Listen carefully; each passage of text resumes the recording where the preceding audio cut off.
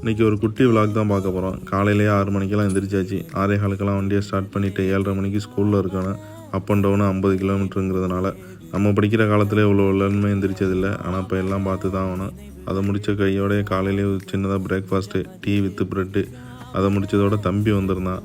தம்பி கூட போயிட்டு ஒரு ரவுண்டு சூக்குக்கு போகணும் வான்னு சொல்லிவிட்டு லேண்ட் க்ரூசரில் ஒரு ரவுண்டு அடிச்சுட்டு பக்கத்தில் இருக்க ஏடிஎம்மில் ஏதோ காசு எடுக்கணுமா அதையும் எடுத்துக்கிட்டு வந்துச்சு. மறுபடியும் 1:45 ஸ்கூலு பிக்கப்பு. அதுக்கு கிளம்பி போயிட்டு வந்துட்டு 2:30 ஆச்சு. வீட்டிலேருந்து சாப்பாடு வந்துருந்துச்சு. கோழி சாம்பார், பல காய்கறியும் போட்டு. நல்ல வேளை ஊர்லேருந்து வந்த சிப்ஸு கொஞ்சம் இருந்துச்சு.